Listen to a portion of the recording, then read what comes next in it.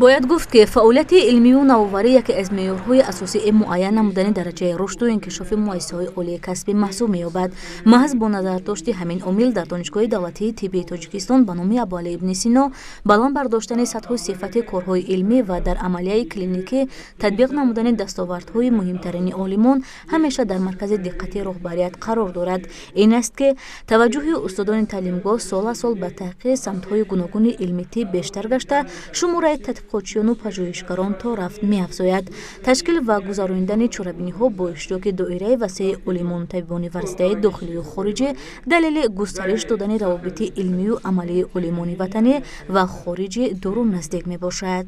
در کنفرانسی نوبتی که در این دانشگاه با نفوذ کشور با اشتراک وسیع عالمان و طبیبان ورزیده داخلی و خارجی دایر کرده شد، از جانب اشتراکداران معروضه‌های سودمند پیشنهاد اشتراکداران گردانیده شد. در جلسه کارشناسان روش‌های اینوواسیونی در پیشگیری بیماری‌های غیر سرایتی، کنسپسیای کم کردن ضرر عامل‌های خطر، تجربه ملکات‌های دیگر، مسائل کنسپسیای پسگونی و اصول‌های ثمرناک پیشگیری و معالجه بیماری‌های غیر سرایتی، وسعت دادن امکانات پیشگیری بیماری‌های غیر سرایتی، معاینه نمودن موقع طبیبان و بیماران در تشکیل نمودن طرز حیاتی سالم، سوء استعمال از بیماری و فارماکوتراپی، پیشگیری وابستگی و حالت روانی، تجربه جمهوری‌های مختلف در پیشگیری و معالجه بیماری‌های غیر سرایتی، حفظ سلامتی رپرودوکتیوی و بنقشه‌گیری عائله، موقع خوراک غذانok در نگاه داشتن سالمی، آموزش لایحه و برنامه‌های کنسپسیای پس کردن ضرر عامل‌های خطر و غیره مورد بررسی و بهره برداری قرار داده شد. یکی از عامل‌هایی که به بیماری‌های غیر سرایتی آورده می‌رسانند این فربگی است. دوم عامل این سیگارکشی، سومش استفاده مشروبات اسپرتی و چهارمش این نادرست استفاده غذا است. اگر ما همین عامل‌ها رو در جمهوری تاجیکستان آموزیم، در جمهوری ما بیشتر استفاده نادرست غذا به نظر می رسد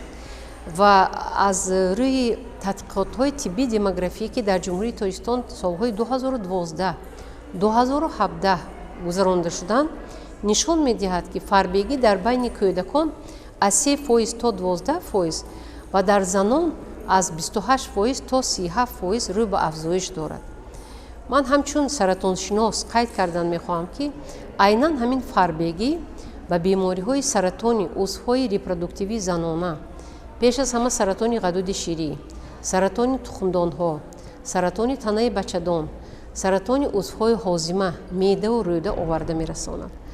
هدف برگزاری جلسه مذکور و مسئولین این به وجود آوردن شرایط مساعد بحث و مناظره‌های سازنده علمی با عالمان و طبیبان و فراهم آوردن شرایط و امکانات‌های آزاد جهت برقرار نمودن رابطه‌های دوستی و همکاری‌های متقابلا سودمند با پیشرفته‌ترین مؤسسه‌های تعلیمی و طبابتی خارجی دور و نزدیک و وارد نمودن دستاوردهای طبی معاصر به عملیه طب معنی داد نمودند. در خاتمه جلسه کارشناسان خلاصه و قرارهای دخلدار قبول کرده شد که آن برای وارد نمودن دستاوردهای معاصر عالمان جهانی و وطنی در پیشگیری و معالجه بیماری‌های غیر سرایتی، پس کردن ضرر عامل‌های خف و پیشرفت ساحه تندرستی و سالمگردانی جامعه مساعدت خواهد کرد.